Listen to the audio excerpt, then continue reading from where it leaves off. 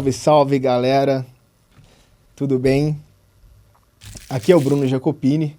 Hoje é o primeiro podcast, o primeiro episódio do nosso podcast que nós estamos inaugurando. E nós já começamos com um super pé direito, né? É uma honra ter aqui conosco o Paulo Bilinski. O Paulo que foi delegado de Polícia Civil 10 anos, super conhecido, dispensa quaisquer apresentações, né? Hoje é instrutor de diversos cursos de defesa pessoal e patrimonial e é uma das referências nacionais em direito de defesa e na questão armamentista. Gostaria de agradecer imensamente sua presença aqui. Obrigado, meu. Agradecer também o pessoal da agência da Play, o Giovanni, o Júnior. Agradecer a minha esposa, Nabila, por todo o suporte, ao Diego, que proporcionou aqui o nosso encontro, e dizer que estou muito, assim, fiquei muito feliz de estar começando assim, com uma pessoa tão conhecida, né, e tão proba nas coisas que fala e que sustenta, né?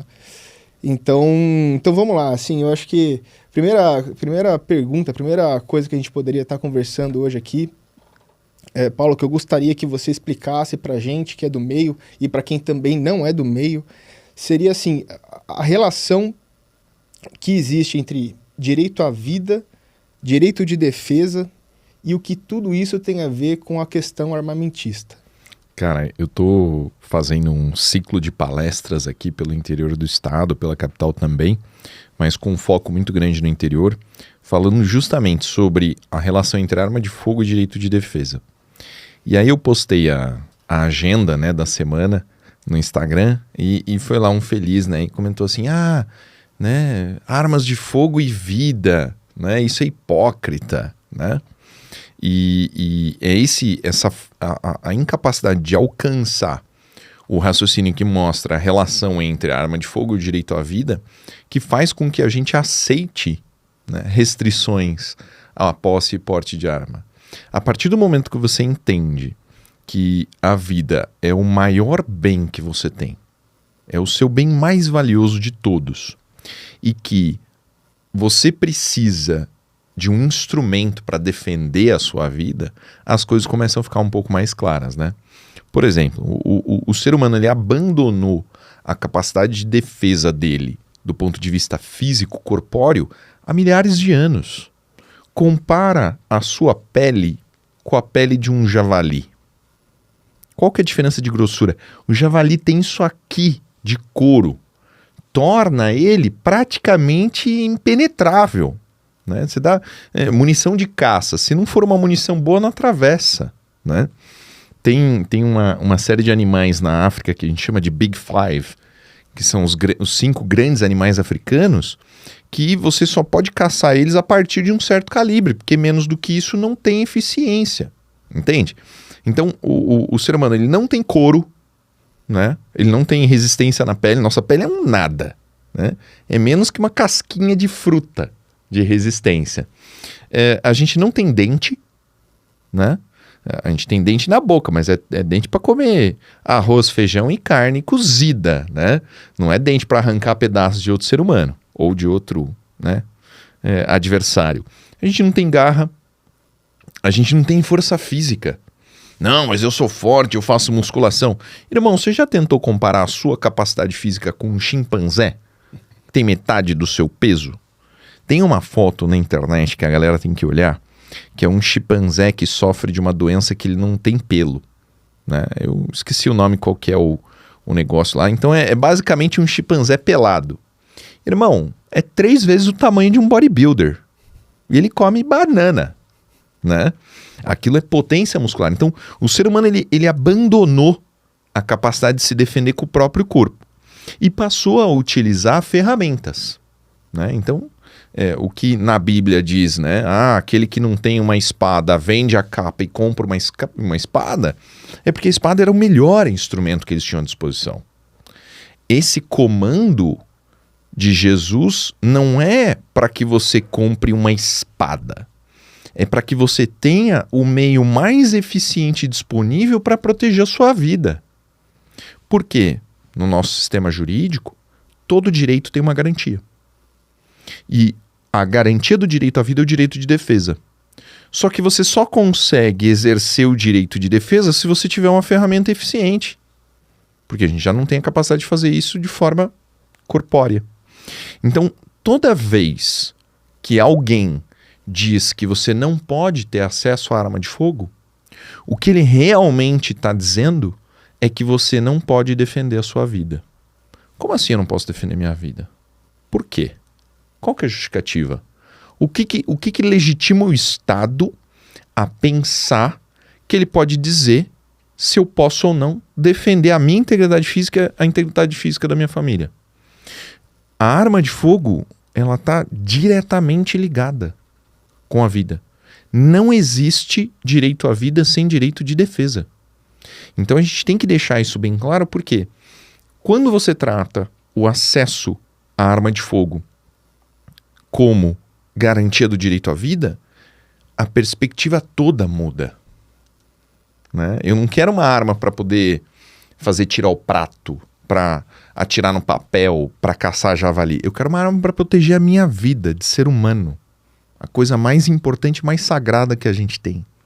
Então, dentro dessa lógica, eu acho que essa ideia ela tem que ser muito difundida, né? Ela tem que alcançar muitas pessoas justamente para a gente ter o tratamento justo e correto, né? do direito ao porte e posse de arma. Perfeito, perfeito. E você falou em porte e posse de arma, né? Eu vejo o pessoal fazendo uma confusão tremenda a respeito disso. A pessoa não sabe o que é ter a arma, estar na posse da arma, ter o direito a porte de arma, ter o direito de transitar com a arma. Quer dizer, você pode dar uma pincelada... A legislação já não ajuda, né?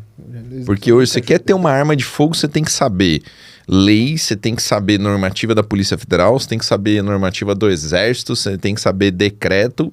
Meu, o cara tem que praticamente ter um mestrado em direito público para entender. Andar como vademécum. O cara tem que fazer uma faculdade de direito aí no mínimo para começar a entender como funciona, né? Exatamente. Mas o que a gente tem no Brasil hoje, a gente tem duas formas de acessar a arma de fogo. A gente pode acessar a arma de fogo para a prática do tiro esportivo, para a prática da caça ou do colecionamento, que é o famoso CAC, né? Caçador, atirador, colecionador. E isso é uma autorização que o Exército te dá.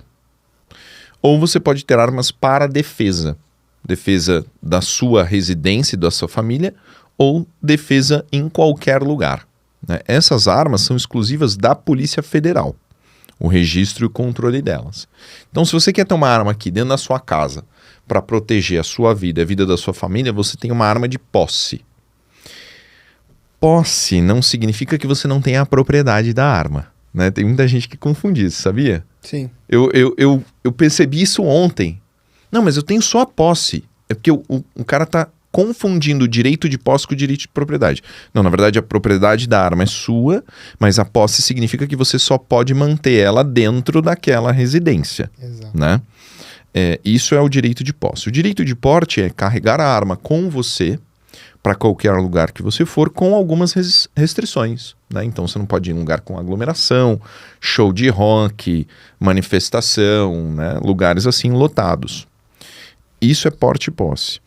E hoje a maior dificuldade do sistema é justamente o porte, né? Porque a Polícia Federal, como órgão, né, de execução de uma política governamental desarmamentista, ela restringe o acesso do cidadão ao porte de arma. Para você ter porte de arma, você tem que ter mais de 25 anos, você tem que ter residência fixa, você tem que ter um emprego, você tem que ter um laudo psicológico, um laudo técnico de prova de tiro, um laudo técnico de prova teórica de tiro, e você não pode ter antecedentes criminais. Facinho, né? 0,0000 tanto por cento da população que consegue preencher tudo isso. Por quê? Porque, se você trabalha, né, de forma, não vou dizer irregular, né, mas se você não tem um emprego, um carteira assinado, não tem uma empresa no seu nome, como é que você vai comprovar a renda? Exato. Né? Se você não, você mora com seus pais, como é que você vai, né, ter comprovante de residência, né? uma série de E a dificuldades. comprovação da efetiva necessidade, que isso Aí que é o ponto, o pulo do gato. né? É o chute no saco ali do atirador, pô. Porque além de tudo isso, eu preciso comprovar a efetiva necessidade. E aí, o que a Polícia Federal entende como efetiva necessidade? É você explicar por que você quer aquela arma. E não basta uma afirmação genérica, por exemplo, relacionada com segurança pública. No Brasil a gente tem 40 mil homicídios ano. Não é suficiente. No Brasil a gente tem, né, o número de roubos de veículos aumentou em São Paulo. Não. Tem que ser algo real. Então, tipo assim, entraram na minha casa 3 vezes, né? Sofreu uma tentativa de roubo. Então, quer dizer, a Polícia Federal, ela quer que primeiro você tenha a doença para depois tomar o remédio, né? Que é primeiro que você esteja à beira da morte para poder ter acesso àquilo que deveria ser preventivo. A arma de fogo é, na maioria das vezes, um equipamento preventivo. Por que preventivo? Porque ela trabalha na esfera da criminalidade com prevenção geral negativa. Então, a partir do momento que mais pessoas têm acesso à arma de fogo, o campo de trabalho do criminoso vai diminuindo, porque ele não vai se arriscar. Por que ele vai roubar você, né? Por exemplo, imagina que ele quer roubar o seu relógio. Por que ele vai te abordar e pedir o seu relógio se ele pode aplicar um golpe de Pix?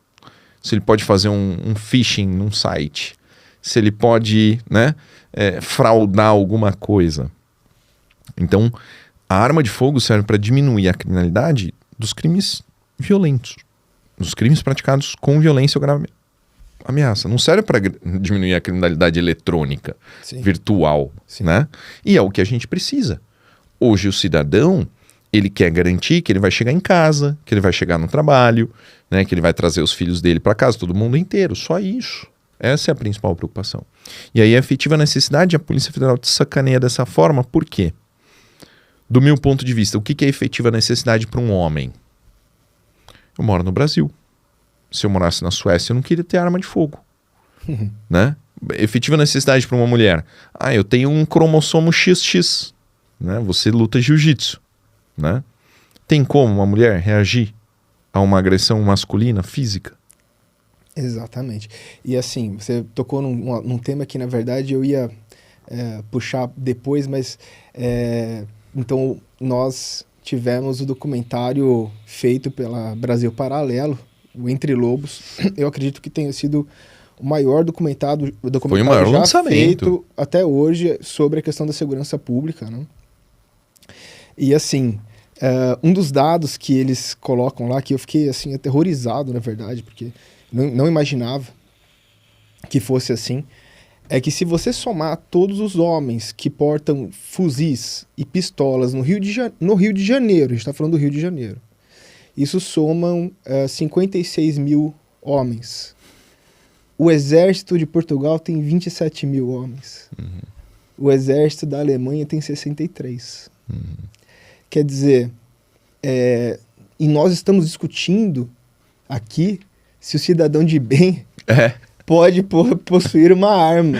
É ridículo, né, cara? Dá vontade de pegar uma marreta e dar no seu saco todo dia de manhã. Você acorda e pensa, porra, eu moro no Brasil, aqui eu não posso ter uma arma pra me defender. Não, é isso. A gente tá falando do Rio de Janeiro só, né? Imagina se somar, né, os criminosos do Brasil inteiro. Dá um exército aí, meu. Então, exatamente. Quer dizer, a gente tá num país em que a gente tem o PCC, enfim, o Comando Vermelho e todas as outras organizações criminosas que têm atingido, assim, níveis internacionais, né? Eles têm se espalhado aí pelo mundo afora, né? E, enfim, agora, uma questão interessante aqui, né? As pessoas falam assim, né? Poxa, agora que o Bolsonaro tá liberando arma para todo mundo, que agora, né, todo mundo pode virar atirador esportivo e andar com a arma por aí e tal. Quer dizer, primeiro lugar, né? Para você ser atirador esportivo, a gente estava falando sobre direito de porte de arma. Para você ser um CAC, um atirador esportivo, quais são os requisitos? Mais de 25 anos de idade, residência fixa, emprego, né, comprovação de renda, laudo psicológico, laudo técnico de tiro, laudo técnico de teórico e antecedentes criminais. É a mesma coisa. Antecedentes criminais estadual, federal e eleitoral. É tudo Quer dizer, menos a efetiva necessidade. menos efetivo. Aí você ganha o direito de portar uma arma? Não. Não. Você tem o direito. Cara, a gente tava ontem, um amigo do Bebezão mandou um áudio lá pra ele, falando assim, já peguei, saiu meu CR, posso ir lá na loja buscar minha arma? Pode. Pode. Não, cara. Vai lá pra você. É mais 9 meses aí de espera, né? Exatamente. E fora o custo disso, olha como é proibitivo, né? Pra você ter um CR hoje, né? Pra você ter o CR e ter a arma na mão, é no mínimo 20 mil reais. Quem que tem 20 conto pra colocar, né? Numa arma de fogo hoje, no Brasil? Pelo amor de Deus. É super restritivo, super proibitivo. Exatamente. Agora, então, bom, esse quadro já era tormentoso, né? Nós tivemos aí com o Bolsonaro alguns decretos em que ele claramente tentou expandir aí possibilidades. Quer dizer, teve aí a quebra do monopólio da venda de armas, que era feita só por uma empresa aqui no Brasil, e aí a gente começou a receber de outras empresas também. Enfim, né?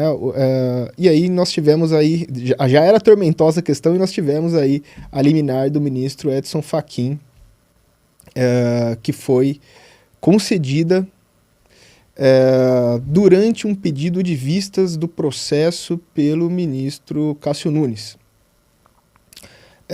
Nós estávamos até comentando antes agora do nosso bate-papo aqui. Antigamente, quando o ministro pedia vistas do processo, quer dizer, nós advogados, eu sou advogado, nós já sabíamos que isso representava o seguinte: olha, vai demorar meses para coisa começar. Se você chegasse no fórum, né? Ah, não, eu vim tirar cópia aqui do processo. Ah, não, tá concluso para vistas, tá concluso para despacho, tá concluso. Você conseguia acessar? Jamais. Não. Jamais, não. E esses pedidos de vistas, assim, alongavam o processo, né?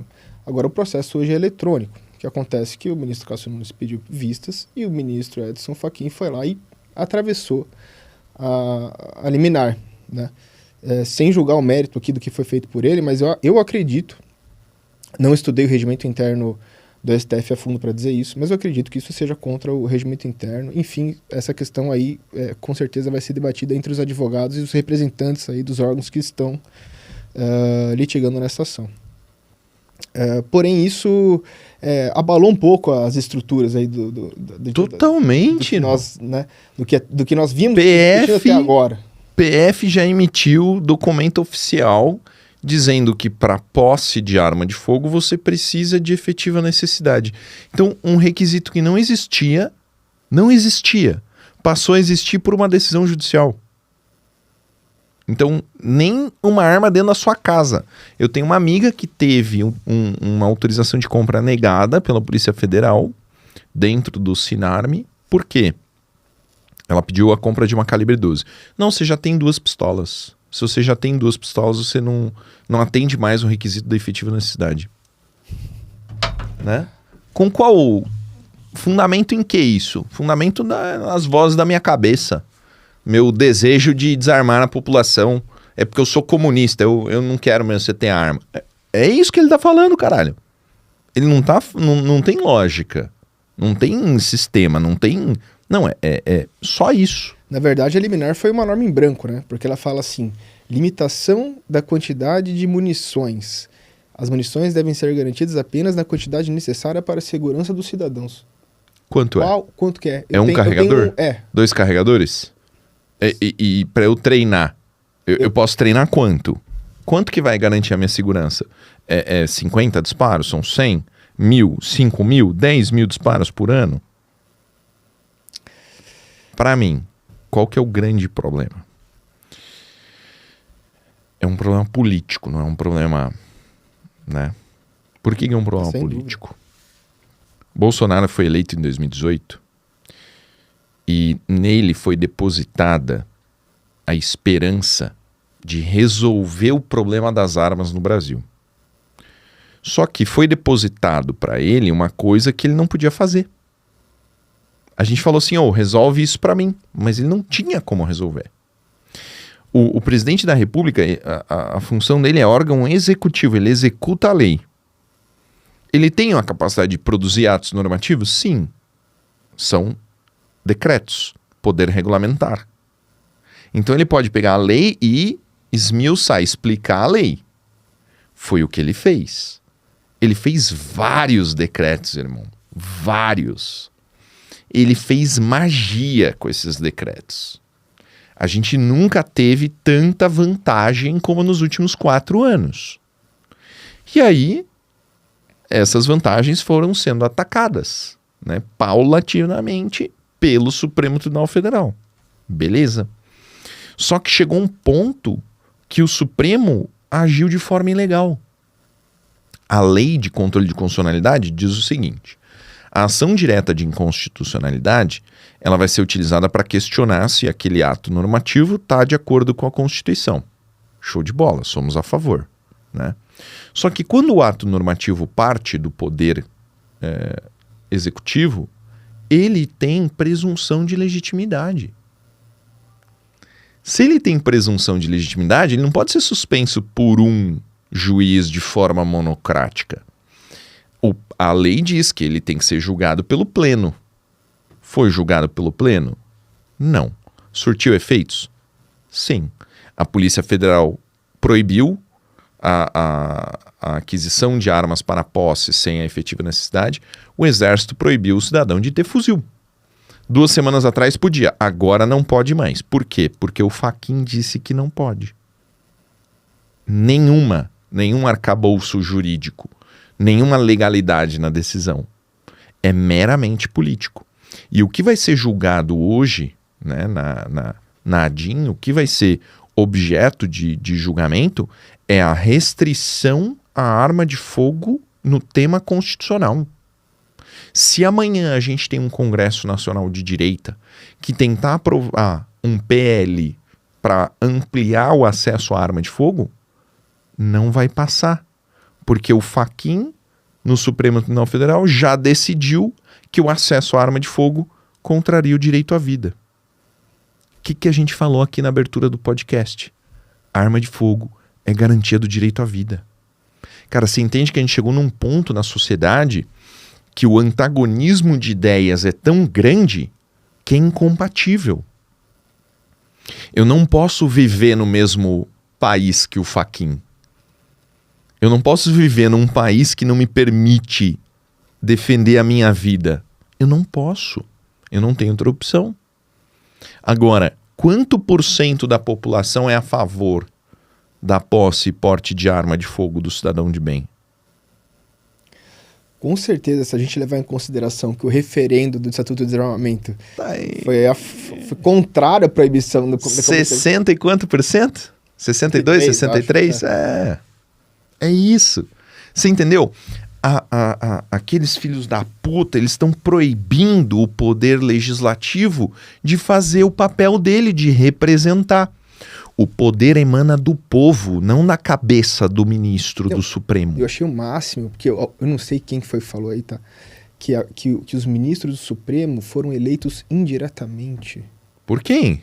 Porque já que nós elegemos o presidente indica eles. Irmão, quantos anos você tem? Quantos anos você tem? Né? Quantos anos você tem? 38. 38 anos, eu tenho 35. Você tá mais preservado, mais cabeludo, né? Porra, se a galera que tá assistindo aqui vai dizer, caralho, né? O Vinícius tem 50 comparado. Foi boa, Jânio. Quando eu entrei na faculdade de Direito, eu lembro, né, de falar Supremo Tribunal Federal.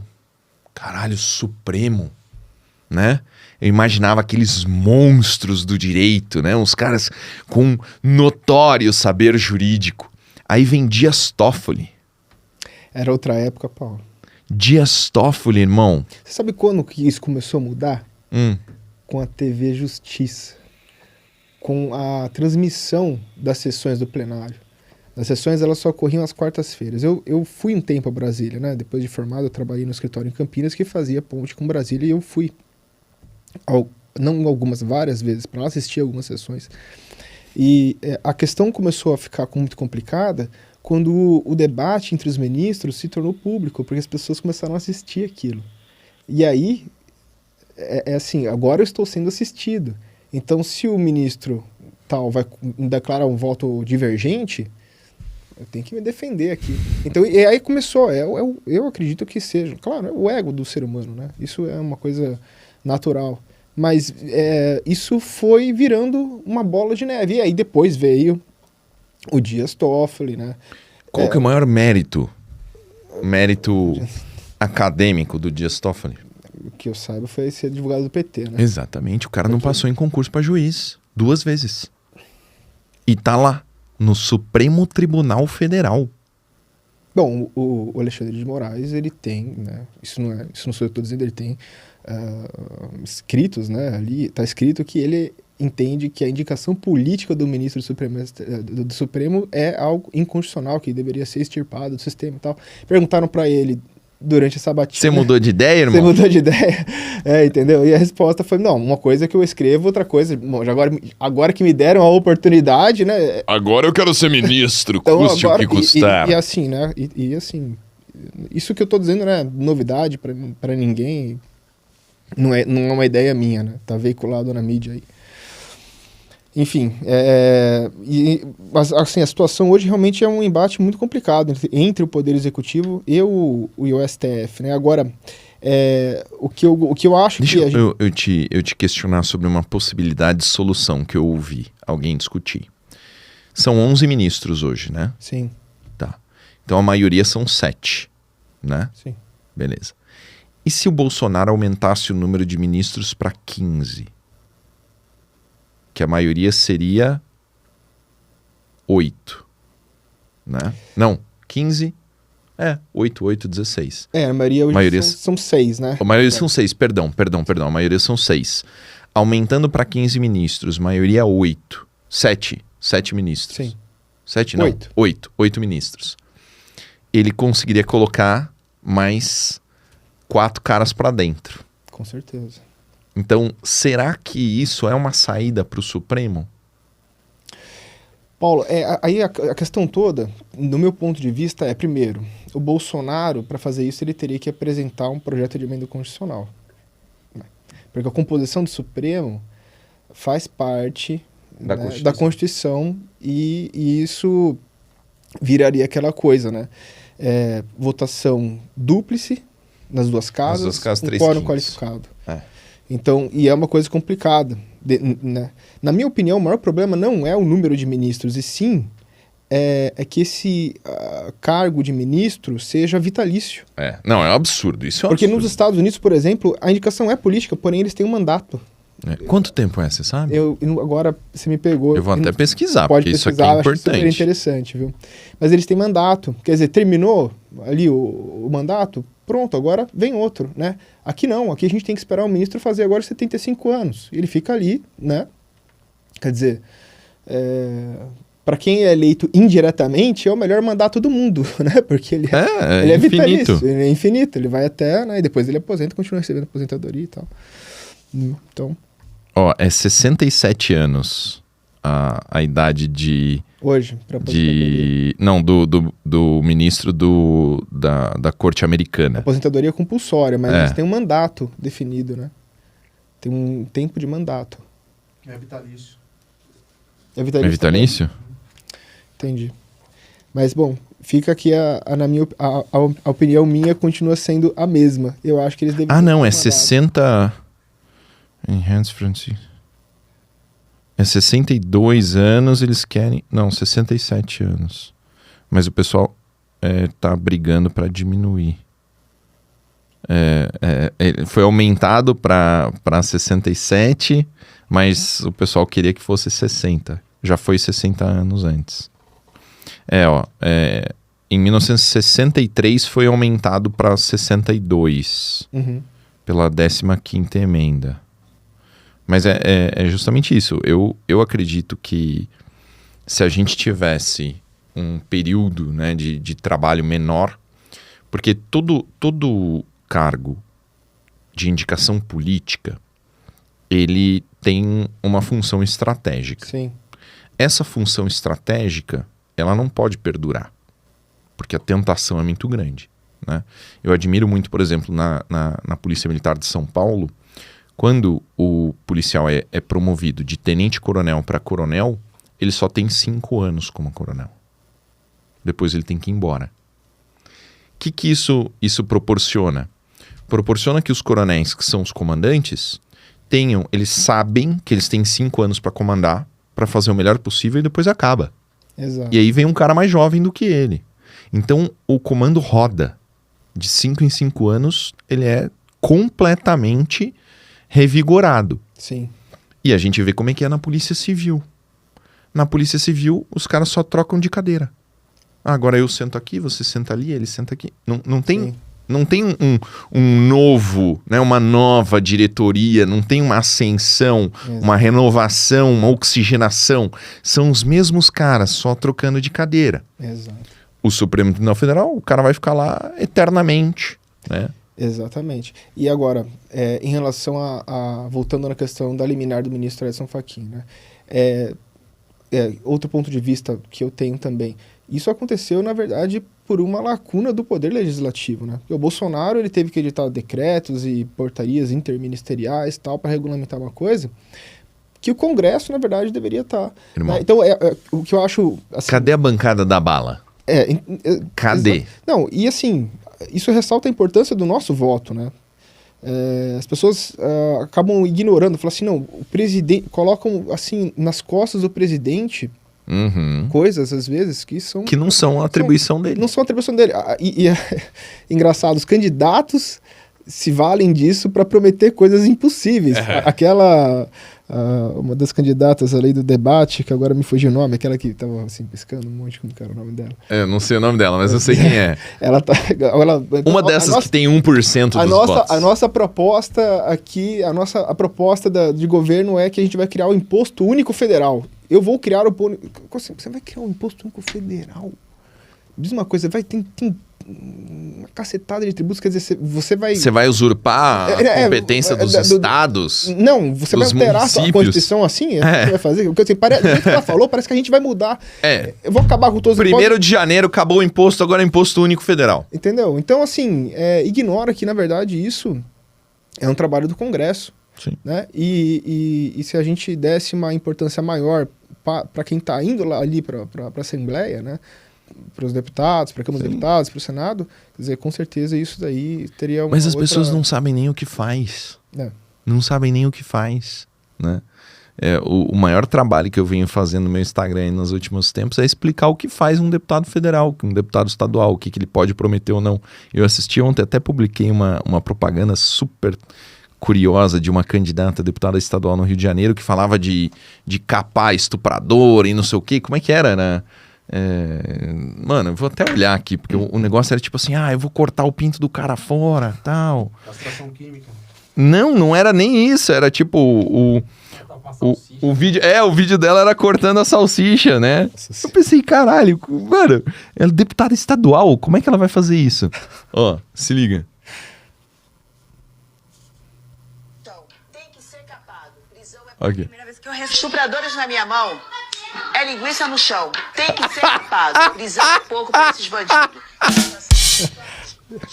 Estuprador na mão, linguiça no chão. E ela passa tesoura na linguiça. Você acha que ela não tem gente que vai... Vai ser eleita com certeza, irmão. Isso aqui... Você, o meu sogro é um que minha mulher sabe, ele fala que inteiro. Tem que ser castração química e assim... Tem um monte de gente que fala. Não, mas o mais legal é ela é candidata a deputado estadual, irmão. Que lei que o deputado estadual faz que tem alguma coisa a ver com isso? Alguma coisa assim, nem que seja distante, sabe? Não tem nada, não tem atribuição. Exatamente. Então, pelo amor de Deus, né? Exatamente. E assim, até bom de ter tocado nesse assunto aí, né? Das pessoas que não são de bem, né? Porque muita gente acaba falando, não tem que liberar a arma tal, porque, poxa, veja só, olha o que aconteceu naquele caso, né? Recentemente a gente teve lá o atirador esportivo que, me parece, acredito que foi com um fuzil, cometeu um homicídio, matou a ex-mulher e o filho na frente da escola. Isso faz questão, acho que de 1, 2 dias, né? Então, eu não sei se foi. Foi com um fuzil? Então, eu acredito que tenha Foi? sido. Foi com... Caraca. E assim, aí o pessoal... Bom, É que saiu da mídia depois que caiu a tatuagem do tatuagem Lula, né? E foram falar que era Mano culpa do Bolsonaro e céu. ele tava com a tatuagem do Lula no braço. Mas Você sabe o nome do Lula filho essa dele? parte. Não sei. Que ele matou? Luiz Inácio. Deus me livre. A gente dá risada, mas é uma coisa absurda, né? Uma coisa triste. Agora, explica para essas pessoas que pensam dessa forma, Paulo. Quer dizer, a exceção, ela deve extinguir a regra ou antes ela confirma que existe uma regra Exato. e aquilo é uma exceção, né? Não o raciocínio que eu faço é mais ou menos o seguinte. Sempre vai existir crime. É um fato social. Sempre vai existir crime no mundo. Onde tiver 2 seres humanos, vai ter crime. Ponto.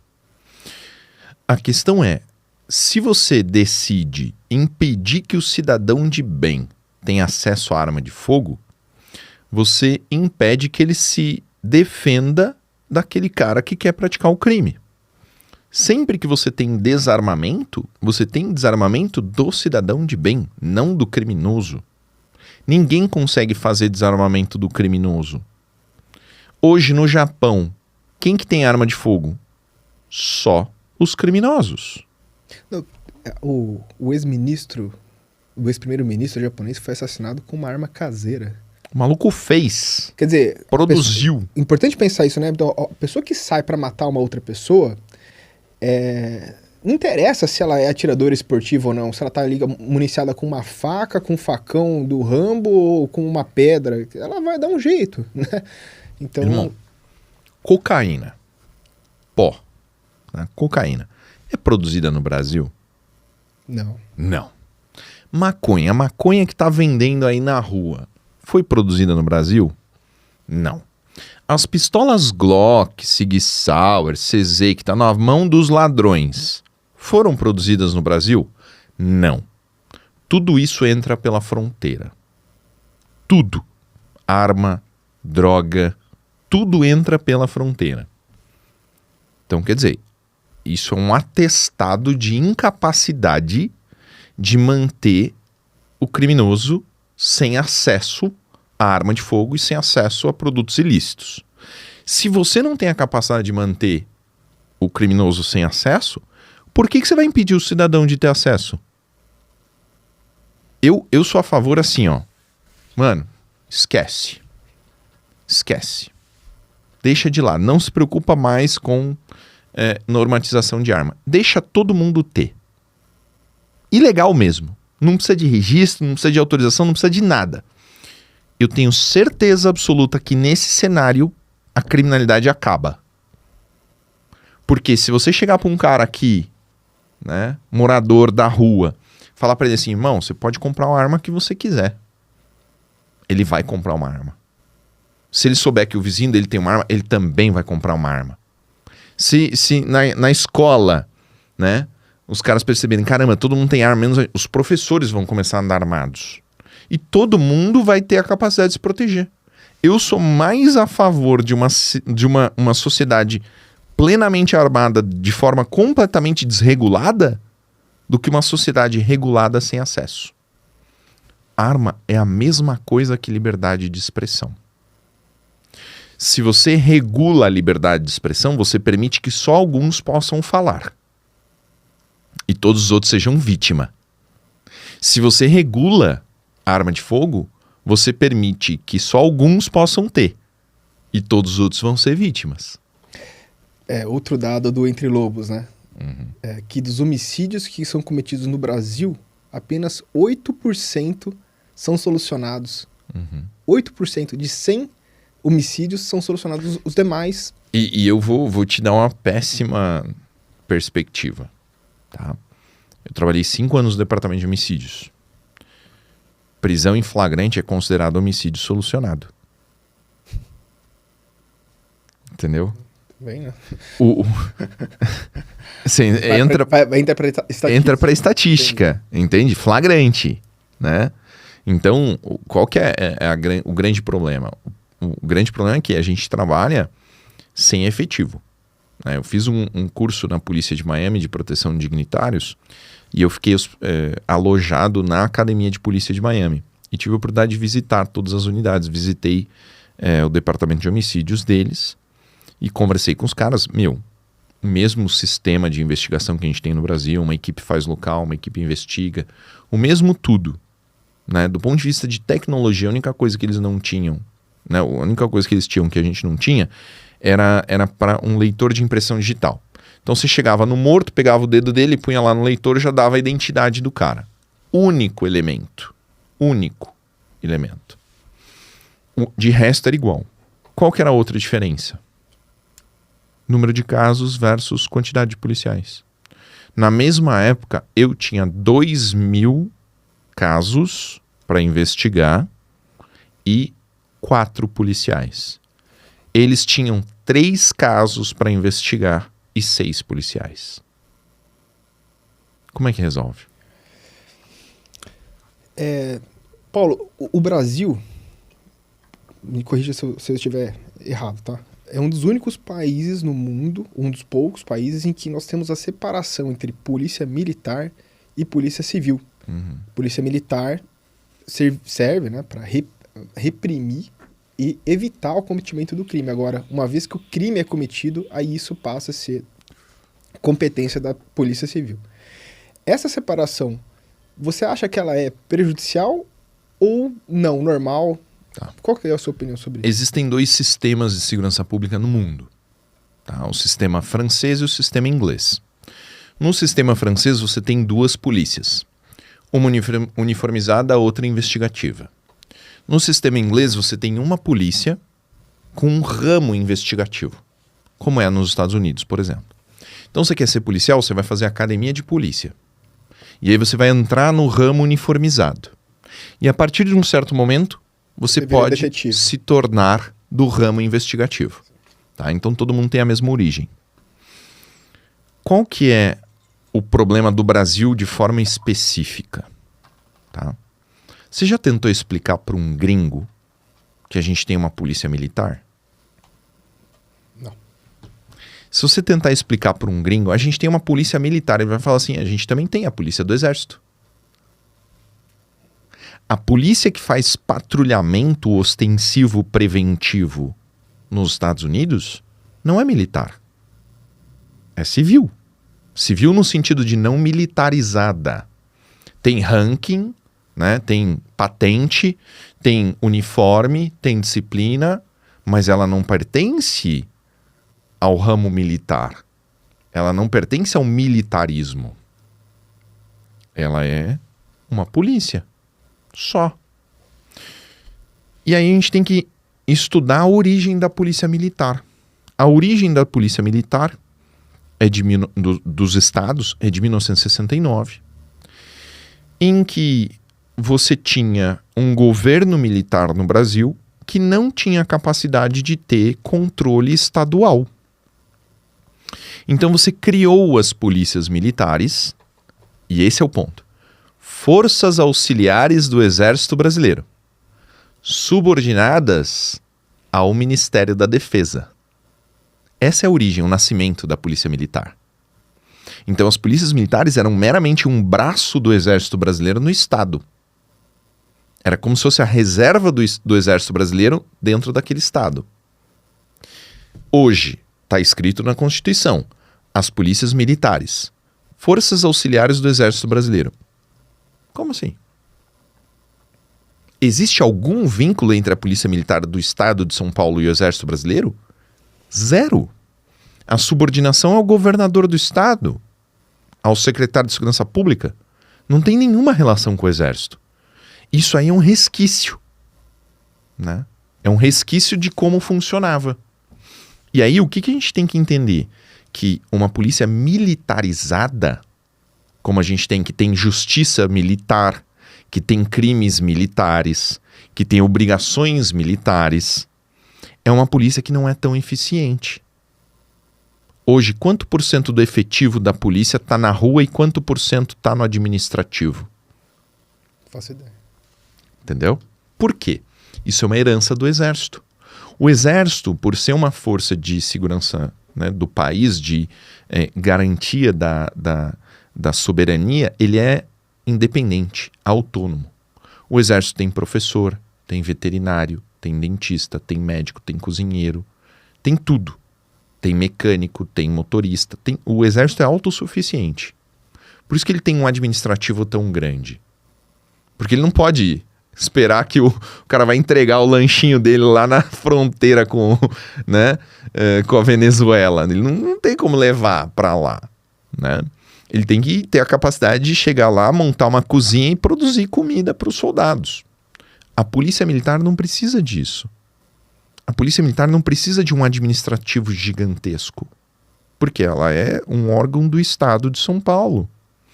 Então, a escolha de sistema que a gente fez não é uma escolha boa. É uma escolha difícil. É uma escolha custosa. É uma escolha que dá pouco resultado. A gente tem 100 mil homens na Polícia Militar hoje. 30% na rua. 70% no administrativo. E você enxerga que seria possível uma unificação?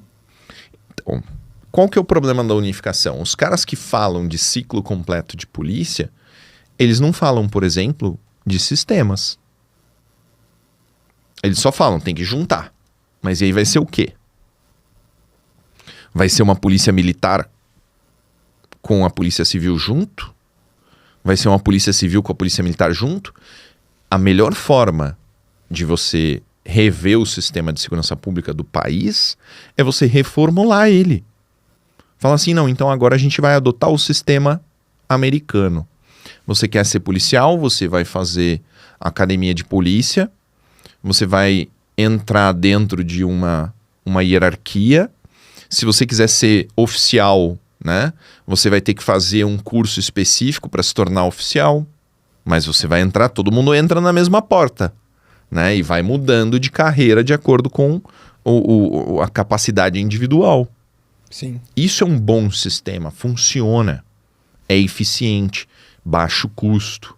E os que já existem, eu não sei como funciona a diferença entre as carreiras, mas você poderia nivelar por cima, né? Não, é só reestruturar. Que seria algo, até eu digo assim, em questão de vencimentos, em questão de carreira. Sim. Bastaria... Todo mundo se dá bem. Imagina se você consegue fazer essa reformulação e ao mesmo tempo criar a polícia municipal. A gente estava agora há pouco em... Como é que é o nome da cidade? Santo Antônio de Posse. Santo Antônio de Posse. Não tem 25 mil habitantes. Lá tem 1 ou 2 viaturas da Polícia Militar patrulhando, 3 ou 4 viaturas da Guarda Civil Metropolitana patrulhando. E até acho que 2021, a Guarda Municipal não tinha direito ao porte de arma. Foi, acho que, uma decisão do STF que acabou concedendo para os municípios com menos de 50 mil habitantes. E agora, recentemente, disse que não tem poder de polícia. Como assim, irmão? Tem uma lei da Dilma, né, o Estatuto da Guarda Municipal, que fala que tem poder de polícia. Não tem, porque não está no 144. Ah, tá bom. Então tá bom. Então o que a gente vai fazer? A gente altera a Constituição Federal para criar a Polícia Municipal. Porque aí a competência do patrulhamento ostensivo preventivo passa a ser da Polícia Municipal. E a Polícia Estadual vai fazer recobrimento tático. A Polícia Estadual vai atuar nas áreas quentes, né? Com um efetivo menor, mais enxuto, mais eficiente. E você consegue também deslocar um pouco desse efetivo para a investigação, que hoje é o cobertor mais curto da segurança pública em São Paulo, a investigação, não é o patrulhamento. Isso vem de encontro com o que diz lá o próprio Entre Lobos, né? Porque um dos entrevistados, eu não me lembro bem quem foi, diz ali, né, que muitas vezes a vítima, né, tá lá dentro da delegacia, né, prestando depoimento, né, e tal, aguardando testemunho e tal, e daí ela vê o agressor saindo da delegacia. Quer dizer, ela é obrigada a ficar lá para terminar um processo que demora às vezes mais de 24 horas, e o cidadão é solto antes dela. Quer dizer, ela que era a vítima, né, acaba sendo penalizada mais do que o próprio agressor, né? O sistema é foda, irmão. Paulo, você e a Lara Nesteruk foram até o Brasil Paralelo e fizeram ali a conversa paralela a respeito do Interlobos, né? Como é que foi isso? Cara, na verdade a gente falou bastante do projeto Valquírias, né? A gente falou sobre... foi muito legal estar com a Lara porque ela é muito diferente de mim do ponto de vista de como ela chegou nas armas, né? Eu cheguei nas armas porque eu sempre gostei de arma, desde criança, né? Tem foto minha com 4 anos de idade com um revolvinho de plástico na mão, né? Eu só não tinha acesso, mas eu sempre gostei. A partir do momento que eu tive acesso, aí o negócio ficou louco, né? Mas a Lara não. A Lara, acho que até 2 anos atrás, ela nunca tinha pego numa arma, né? E hoje tem várias. Hoje atira, pratica, faz curso e tal. Sim. Então foi muito legal essa conversa, porque ela pôde colocar a perspectiva da mulher, que é uma perspectiva muito exclusiva, né? E eu pude falar um pouquinho, né, mais aprofundado ali do ponto de vista técnico e de segurança pública. Mas a conversa foi sobre como o acesso às armas de fogo foi expandido não só pelo Bolsonaro, mas também pelos grandes influencers, né? Hoje, Ícaro, Ítalo, Lara, que são caras gigantescos, né, falam abertamente sobre arma de fogo, o que 4 anos atrás não existia. Eu já estava na instrução de tiro em 2017. Eu sei que ia ter uma turma de 10 alunos com 8 homens e 2 mulheres. Hoje eu tenho mais mulheres do que homens nos cursos, né? Sim. Então essa mudança de cenário, ela não foi só legislativa, né? Ela foi também cultural, né? Houve uma mudança real cultural. E o número de atiradores só cresce e só vai crescer. Porque a gente está saindo daquela sombra do desarmamento, aquele período em que, né, ninguém podia ter arma, era tudo proibido, todo mundo entregou as armas. O negócio está mudando. Que, na verdade, até eu gostaria que você falasse sobre isso, né? Por que essa questão do desarmamento está ligada a um viés ideológico? E fala um pouquinho pra gente aí a respeito disso. A relação entre o desarmamento e a ideologia, ela vem de uma mudança do pensamento revolucionário esquerdista. Então, a Segunda Guerra Mundial, ela foi uma amostra, né, do que o pensamento revolucionário pode produzir, né? A Guerra Fria foi uma continuidade do pensamento revolucionário combativo. Guerra, né? Vietnã Vietnã do Norte e Vietnã do Sul, né? E aí eles perceberam o quê? Que o comunismo nunca vai vencer pelas armas porque ele não tem eficiência econômica, né? Hoje, o que está acontecendo entre Ucrânia e Rússia, né? O segundo ou terceiro maior exército do mundo sendo repelido por um paizinho pequenininho, com meia dúzia de brabo lá. E era esse presidente que era contra o armamentismo e depois, no momento da Zelensky, guerra, Zelensky foi lá e distribuiu para todo mundo. Arma para todo mundo, AK para todo mundo. Agora que o negócio pegou, então todo mundo tem que ficar armado mesmo, né? Mas o que hoje a guerra acabou, né? Entre Ucrânia e Rússia simboliza? Sim. Simboliza a incapacidade que o comunismo tem de fazer guerra. É incapaz, porque economicamente... Guerra é economia, irmão, né? Os Estados Unidos jogou dinheiro de betoneira na Ucrânia, não foi nem de pá, né? E isso vira capacidade de guerra. Drone, míssil antitanque, tudo isso é guerra, né? E a Rússia toma no cu assim gigante. O segundo ou terceiro maior exército do mundo apanhando, né? O exército russo é o dobro do tamanho do exército ucraniano. Então apanhou feio. Beleza. Então qual foi a mudança de pensamento, né? A mudança de estratégia do pensamento revolucionário esquerdista, né? Foi: a gente não tem capacidade de lutar no físico, vamos lutar no cultural. Então eles se infiltraram na cultura, né, no imaginário, então na televisão, no cinema, na música. Antônio Gramsci. Né? Se infiltraram na música, no cinema, na literatura. E aí se infiltraram na escola, né? Se infiltraram desde a 5ª série ali até o pós-doutorado, né? Tá tudo infiltrado. Tanto que os 2 ministérios mais estratégicos do Bolsonaro é cultura e educação. São os mais difíceis de todos. Dentre os 2, eu acho que educação é bem mais difícil do que cultura. Porque o cultura foi só secar a tetinha da Lei Rouanet que os caras pararam. Porque acabou o dinheiro. Saiu do Brasil. Saiu, acabou. Por quê? Porque acabou o dinheiro, irmão. Fudeu, né? Foi lindo, maravilhoso. Por mim não tinha nenhum real pra cultura. Se o cara não tem capacidade de fazer uma coisa que vai ser assistida, então ele não pode fazer e pronto, acabou. Né? Pau no seu cu. Né? Agora, a educação foi terrível. Porque o cara é concursado, bicho. Eu recebi hoje. Pra você não dizer que é mentira, bicho. Eu vou te mostrar aqui ao vivo, tá? Eu recebo isso direto. Mensagem de uma mãe, tá? Eu acho que eu posso tocar o áudio aqui. Eu não sei se ela fala muita merda. Doutor, meu filho tá indignado. Ele tem 14 anos, estuda aqui em Guarulhos numa escola estadual chamada Hugo de Aguiar. E ele me mandou agora há pouco, ele tá em aula agora, ele me mandou tem meia hora, mais ou menos um pouquinho mais, me mandou essa foto. Aqui em casa somos todos Bolsonaro, todos de direita, todos a favor do armamento para proteção. E me vê essa porcaria de um professor de merda com esse tema lixo para um monte de adolescente que tá com a cabeça em formação, com 1000 possibilidades, e vem um porcaria colocar merda na cabeça de um monte de adolescente. Vê se pode. Escola estadual. Olha o que diz no quadro, tá, da escola. Diz assim: boa tarde. Crie um cartaz para a campanha do desarmamento. Grupo de 4 pessoas. O cartaz precisa ter desenho e a seguinte frase: me armo de livros, me livro de armas. Entregar no dia 22 de setembro. Boa. Por que no dia 22 de setembro? Deus me livre.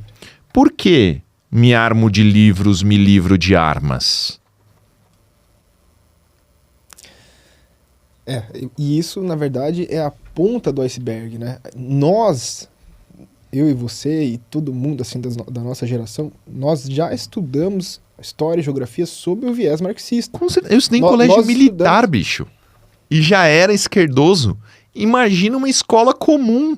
Você percebe que todos os fatos históricos que a gente estuda nos livros de história, né, didáticos, eles são colocados sempre sob o viés da luta de classes.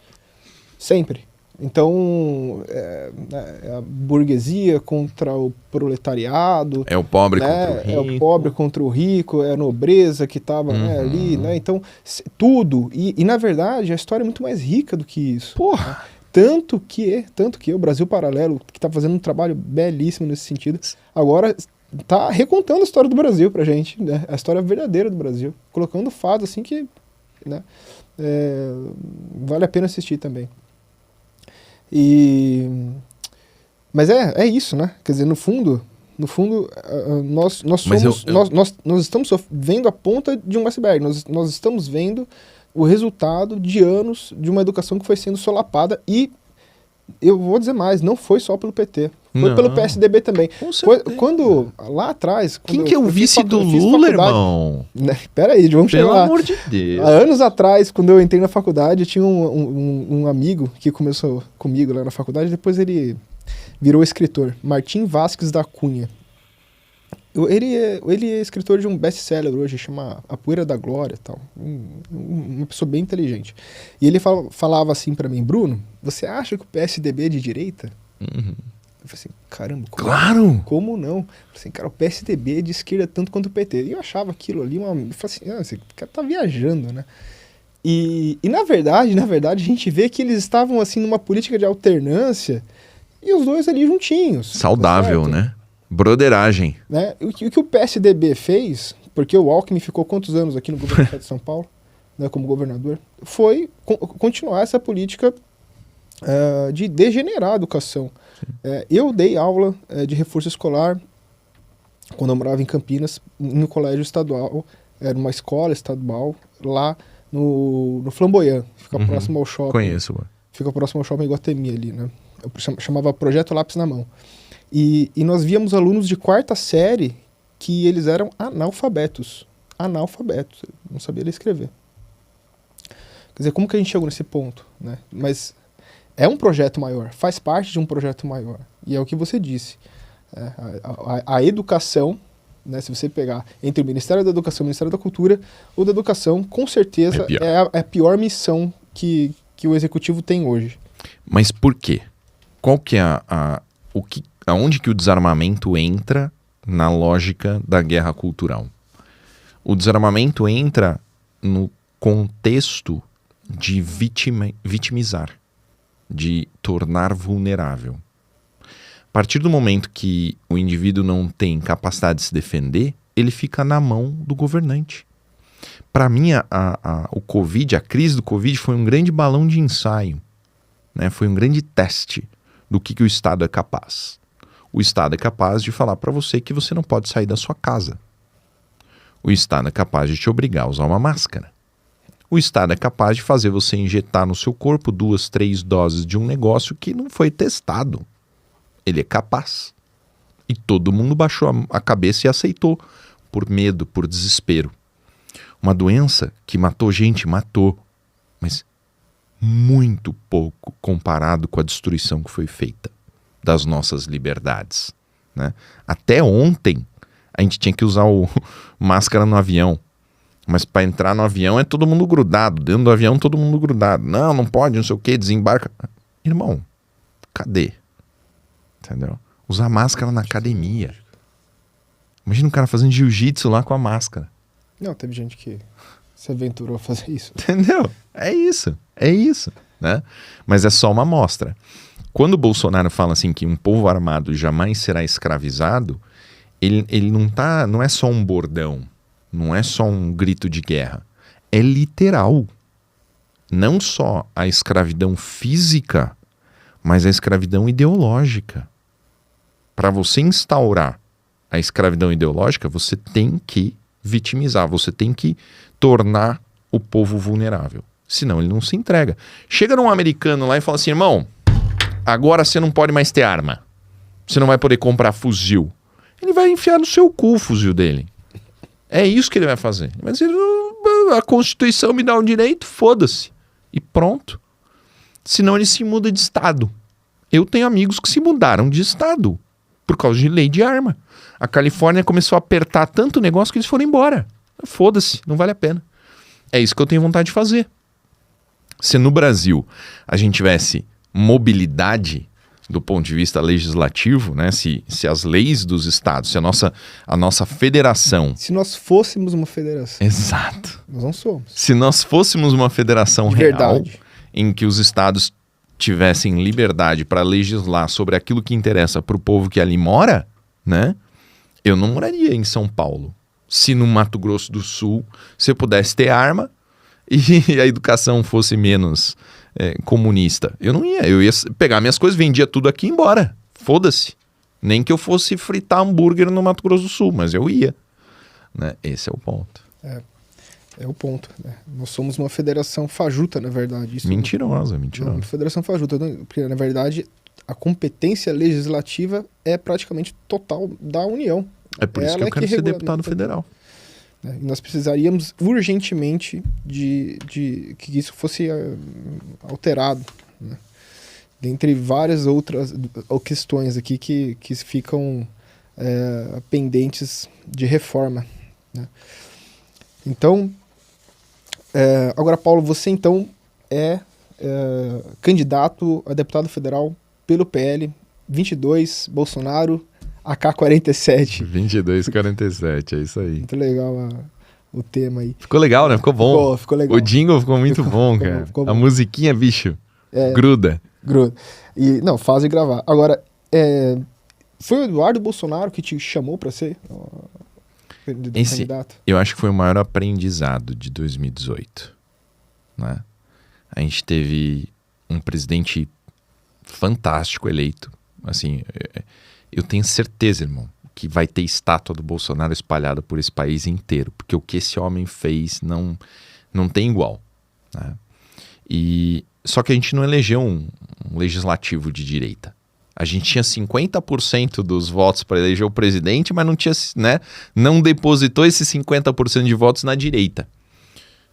A gente votou na Joyce, votou no Kim Kataguiri, votou no Frota, votou no Dória, como se fosse nego de direita. Bolsodória, lembra? Bolsodória, vai tomar no cu, hein? Bolsodória. Bolsodória foi. Desgraçado, Lembrar, né? Dá uma raiva do caralho. Eu achei que eu tava votando no Bolsonaro de São Paulo, próximo presidente do país, né? Votei nesse merda, né? Votamos. Votamos, claro, outra opção era o quê? Né? Então, 2018 um monte de gente foi na do Bolsonaro e traiu, né? Então, o que mudou é que agora o núcleo está bem mais fechado, né? Não foi o Valdemar, o dono do partido, que me convidou para sair, foi o Eduardo. O Eduardo me falou que eu ia ter legenda. Isso é muito sério. Isso é muito forte. E é bom que as pessoas entendam, né, que devem votar em quem está alinhado com o presidente, de verdade. Com certeza absoluta. Porque o que aconteceu com a Joyce, com o Kim e com outros aí, né, tudo mais, quer dizer, a pessoa, não, tamo junto, presidente, aí vai lá depois e tal, né? E aí o que aconteceu, né, o presidente fica sem apoio no Congresso, tem que buscar o apoio do Centrão e ainda tem que ouvir dos outros que ele é a tchutchuca do Centrão. Quer dizer, foda, né? Tem uma estatística que você usa para medir o desempenho de um deputado que chama governança, que é o quanto que ele está votando alinhado com o partido dele, né? E tem cara que votou 60% alinhado com o partido. Como assim, irmão? Então de cada 10 leis você só concorda com o seu partido em 6? E as outras 4 você votou com a esquerda? Né? Pega um exemplo aqui, a saidinha temporária, né? O fim das saidinhas. Quem que votou contra o fim das saidinhas? PT, PCdoB, né? Quem mais? PSOL, né? Os partidos que são super de esquerda. Então, é isso que a gente precisa mudar em 2022. O Bolsonaro vai ser no primeiro turno, irmão. Amém. Vai ser no primeiro turno. Só que a gente precisa eleger um legislativo de direita para apoiar o presidente. Então, em São Paulo a gente tem uma vaga para senador. Tem que ser o Marcos Pontes. Tem que ser o astronauta. Se você é de direita, você não pode votar na Janaína, irmão. Não pode. Ela traiu o presidente. O justo seria a Janaína falar assim, não, eu não vou ser candidata ao Senado porque tem o Marcos Pontes. Pronto, acabou. Acabou. A gente vai fazer 70 deputados federais em São Paulo. É gente pra caramba, irmão. É o maior colégio eleitoral do Brasil. O que a gente tem que fazer? A gente tem que focar em escolher um candidato que vai representar corretamente a classe. Classe no sentido de luta de classe? Não, no sentido de grupo de pessoas. É para isso que serve o legislativo, é representatividade. E na hora de votar, você tem que escolher um cara que está alinhado com o Bolsonaro e um cara que está alinhado com os seus valores. E um cara que tem a capacidade técnica. Tem uma senhorita que é candidata a deputada federal por São Paulo que é prostituta. E ela vai fazer muito voto. Ela é gigante na rede social. Primeiro projeto dela é regulamentação da profissão de prostituta. Você acha que as putas vão votar nela, bicho? Bom, você sabe que ela já tem aposentadoria, né? Carteira de trabalho. Ela tem direito à aposentadoria. Não, mas vem comigo. Carteira de trabalho. Nota fiscal. Férias obrigatórias. Né? Valor de hora extra. Né? Trabalho noturno. Porra. Ninguém quer isso daí. Ninguém quer pagar imposto, caralho. Já imaginou? Puta emitindo nota? Né? Não é assim. Nem elas, nem as putas vão votar nela. Mas é a proposta. Regulamentação da prostituição no Brasil. Segundo ponto. Segunda proposta dela. São poucas. São só 2. Silicone para todos. Mas tem silicone no SUS? Para todos. Todos. tem silicone no SUS para reconstrução, tá lá, tá previsto, tá? Mas ela não quer o silicone para isso. Ela quer o silicone para efeitos de autoestima. Então, se você tem um peitinho pequenininho, vai lá no SUS, não, eu quero aumentar a minha autoestima, aumenta o tamanho do peito. Tá certo. Se você é transexual, a mesma coisa. Porque tá sobrando dinheiro pra gente fazer isso. Claro, com certeza, né? Sabe por que essa mulher fala isso do SUS? Porque ela nunca usou o SUS. Eu já fiquei internado no SUS. Eu sei o que é passar fome no SUS. Porque não tinha comida suficiente. Você tá pesando quanto agora? Acho que uns 75, será? Sério? Uns 95, talvez. 95, tá. Eu entrei no SUS com 93 quilos. Saí com menos de 80 em 15 dias. Eu perdi 1 quilo por dia no SUS. Por falta de comida. Imagina um cara que dá entrada com 60 quilos. Fica 30 dias internado na UTI. Ele morre de fome. Tá? Essa mulher acha que tá sobrando dinheiro no SUS. Não tá. Tá faltando. Tá faltando dinheiro para equipamento, tá faltando dinheiro para comida, tá faltando dinheiro para remédio, tá faltando dinheiro para estrutura. Nem a fralda do SUS era boa, bicho. Eu tive que usar a fralda, tinha que usar duas, uma em cima da outra, porque uma só não dava conta, que era ruim. É muito foda. A gente precisa realmente de uma conscientização aí em relação ao voto, né? Eu acho que agora nós estamos mais do que nunca... Falta pouco tempo, irmão. Falta pouco tempo. É já. É 2 de outubro, acabou. O futuro do país está decidido. É assustador isso, mano. O futuro do país. Você tem que votar bem. Tem que votar direito. Tem que alcançar... A gente tem que eleger o Bolsonaro e um Congresso Nacional de direita. Senão vai dar merda. Ótimo. Paulo, você tem mais alguma coisa que gostaria de falar aqui com a gente? Algum tema que você gostaria de Só para concluir essa questão da eleição, se você está assistindo esse podcast, um corte desse podcast, se você gostou do meu trabalho, se você acredita que eu tenho capacidade técnica e valores alinhados com os seus, não basta você me dizer, vou votar nesse cara. Porque esse é o problema da direita. A direita respeita tanto a liberdade individual que a direita não faz propaganda. Você já pediu voto na sua vida? Não. É isso. Você tem que pedir voto, irmão. Aonde você estiver, no grupo da família do WhatsApp, na igreja, no trabalho, você tem que chegar assim, você já tem candidato a deputado federal? Vocês sabem por que não tem pesquisa candidato a deputado federal em São Paulo? Porque ninguém sabe em quem vai votar. Ninguém sabe. Acho que as pessoas nem lembram quem votou nos eleições anteriores. Né? Eu pergunto isso em toda palestra. Tem 100 pessoas, eu pergunto, quem votou no Eduardo? Aí os caras levantam a mão. Quem não votou no Eduardo, lembra em quem votou? Não. Não lembra. Esse é o ponto. Então, você tem que pedir voto. Você tem que chegar na sua igreja, no seu trabalho, no futebol de final de semana, no grupo da família e falar assim, vota nesse cara aqui que ele é bom. A gente conhece. Né? Paulo, essa questão armamentista, nota 1000.